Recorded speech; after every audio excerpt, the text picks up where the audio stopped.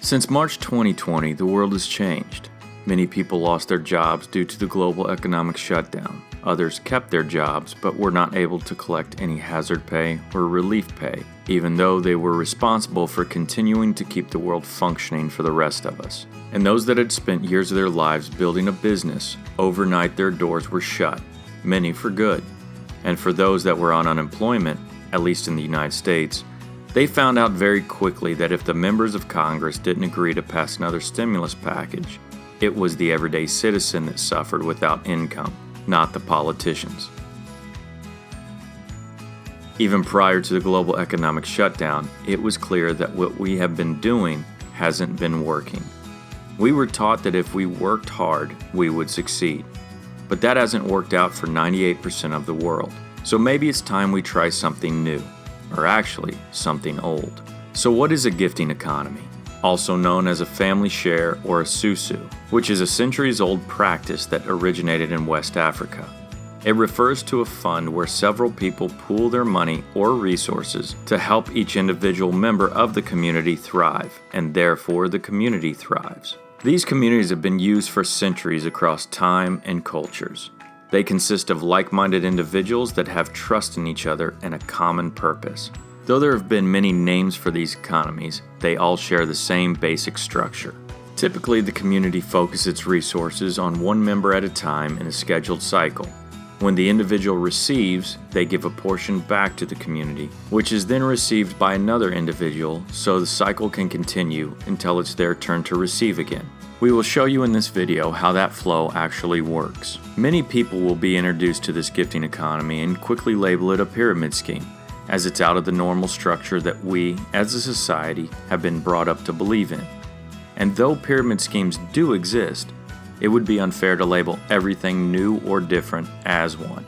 To explain further, traditionally in a pyramid scheme, products must be purchased by individuals and sold to create income. And in order to progress in that structure, they must recruit more individuals who in turn must purchase and sell more products. If you look at a pyramid scheme, it's a few people benefiting from the masses. But a gifting economy is actually a cyclic ecosystem where no one is always at the top or always at the bottom.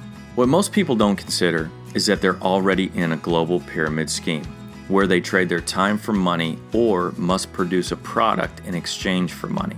And only those at the top become wealthy. What also makes the gifting economy different from a pyramid scheme is that a member never actually loses money unless they don't participate in the community or leave the community before they receive. You only benefit from these communities, which will be explained more clearly in the description video.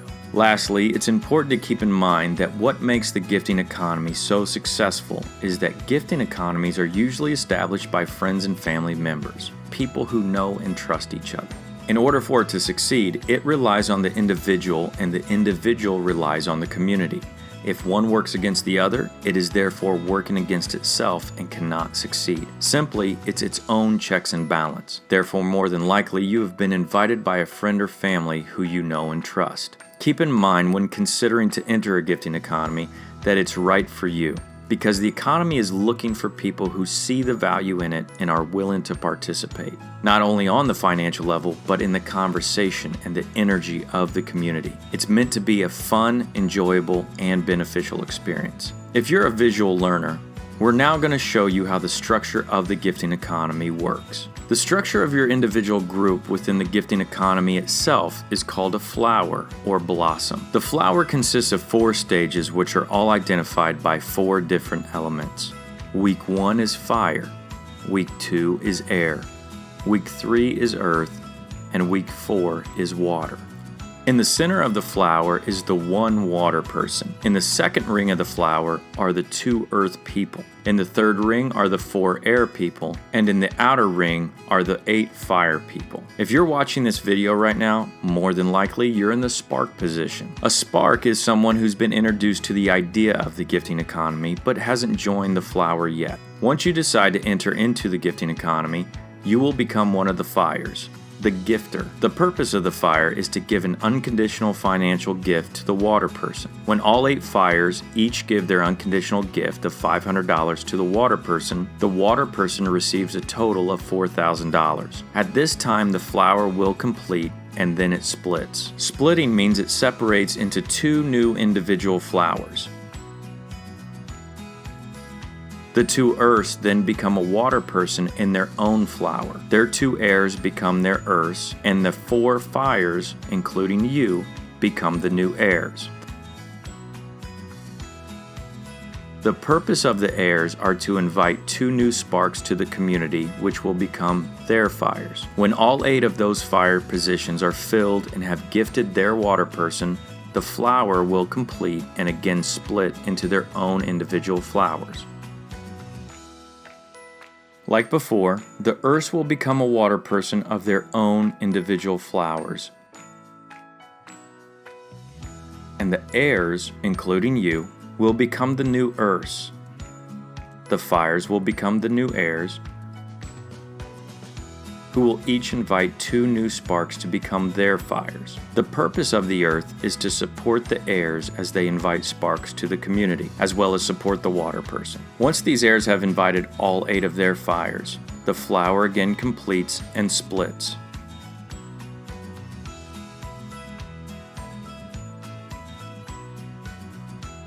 At this time, you will become the water person of your own flower. Your airs will now become your earths. Their fires will become their heirs, who will then invite 2 fires each into the community. As those fires enter into the flower, they will be gifting $500 each directly to you, the water person, who is in the receiving position. In total, you will receive $4,000. At this point, you have gifted $500 as a fire, and now you've received $4,000 as a water, which is a profit after investment of $3,500. You haven't lost any money, you've only profited, and you've completed an entire cycle. Now you may ask, what's next? You have 2 options. Collect your $4,000 and leave the community, or you can do what's called recycling. This means that you will rejoin your original flower as a fire. At this point, you'll take $500 of the $4,000, gift it back to your original water person, leaving you $3,500 to put towards whatever you want. Then you go through the cycle all over again. The only difference this time is that you don't have to invite any new sparks to the community. All this requires is that your fires follow you through the cycle again. Then their fires follow them, and their fires follow them, and so on. This now becomes a passive monthly income, which was created by an initial investment of $500 and an invitation of 2 other people that saw the value in this community just like you did. You can continue this cycle as long as you want, collecting the $4,000 and re-gifting $500 of that back into the community, knowing that in 4 weeks you'll collect another $4,000. But it doesn't have to stop there. You don't have to be limited by 1 flower. If you choose, you can also step into a 2nd, 3rd, 4th, or even a 5th flower if you like. Simply gift another $500 into each flower and receive another $4,000 each month. If you were to do this, you could invite 2 new people into the community, or if your original fires are up for it, they can just follow behind you and you never have to invite anyone ever again. You're part of the self-sustaining ecosystem. That is the power of the gifting economy. In simplest terms, a gifting economy is basically you helping 1 person prosper, and in doing so, 8 people help you prosper. So if you're someone who has always wanted to help others and change the world, this is an opportunity to do so. I hope this information about gifting economies has been clear and valuable. For any other questions, please speak to whomever invited you to the gifting economy.